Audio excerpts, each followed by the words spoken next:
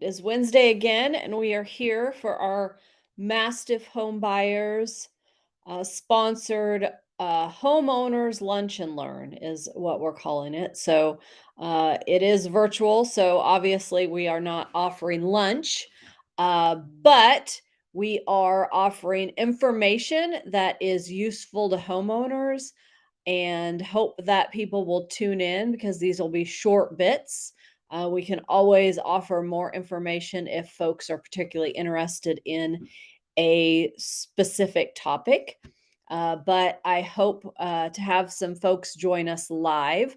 We are Mastiff home buyers. So we are serve the Kansas City metro area and we help people solve problems. So if you have a problem with your house or in some kind of stressful situation, give us a call and we might be able to help you out. So, with no further ado, again, I do not have a speaker for today.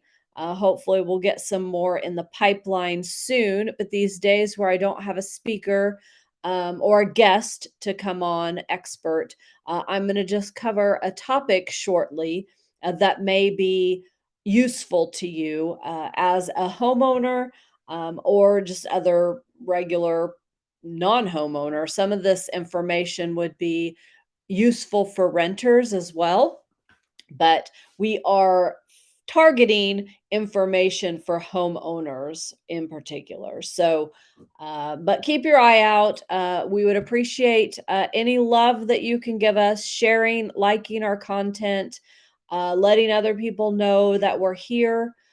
We do want to be your trusted real estate consultant here in Kansas City.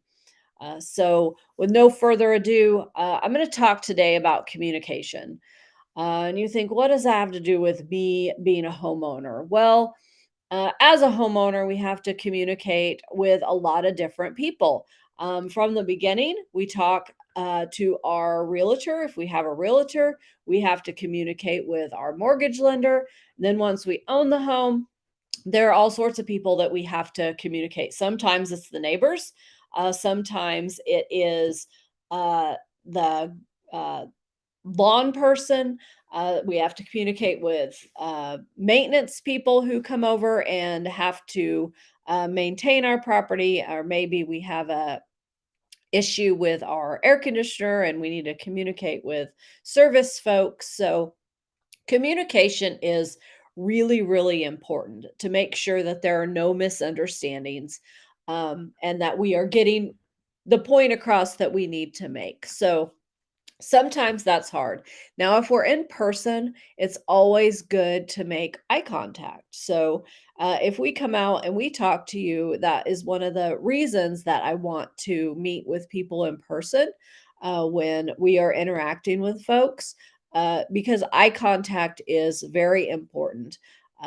In communication, it helps us understand each other and know that we are really are understanding what the other person is saying with nonverbal communication, such as head nodding, using our hands, those kinds of things. So, um, we want to clarify that conversation by having good eye contact and providing those nonverbals.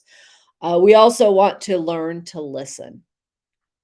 So, listening is sometimes hard because we're thinking about what it is that we want to say next to the person, but we have to listen. And I am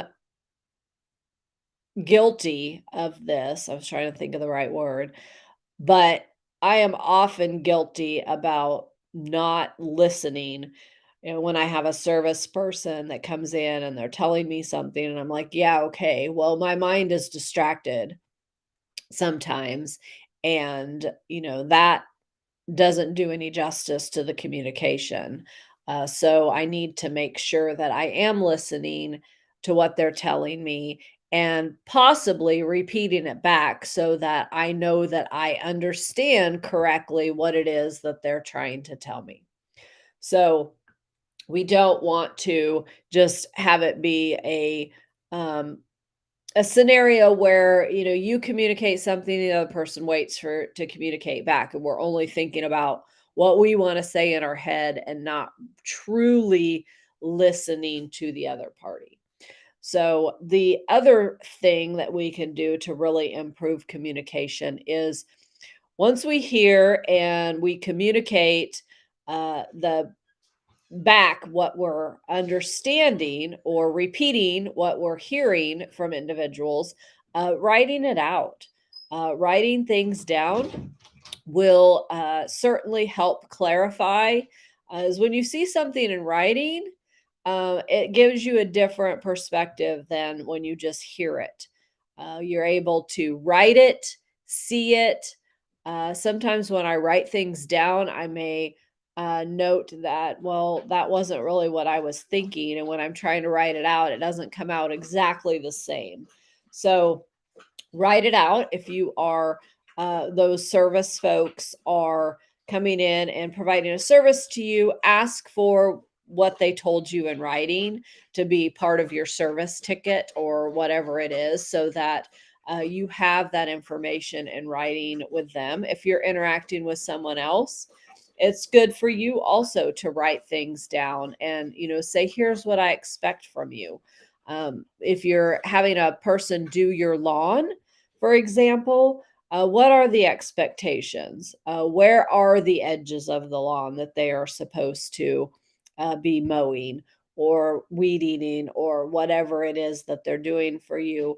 What are the expectations around the fence lines or around the house? Do you want them to get close to the house? Maybe there's a section of the house that you don't want them to get near and you're concerned about. So you want to say, stay away from that house. So having written instructions for that and writing that down will help with your communication significantly versus them not understanding what the expectation is, and then there is an issue and you're thinking, well, they should have known. Well, they didn't really know because maybe you didn't communicate it effectively.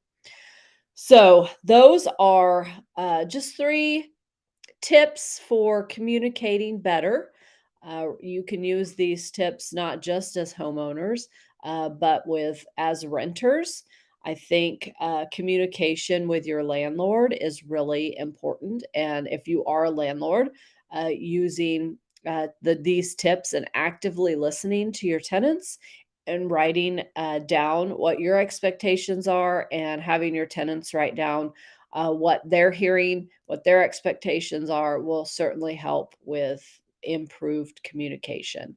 And when we improve communication, we usually are able to reduce conflicts and by creating understanding between the two parties. And often there's a need to compromise services or expectations.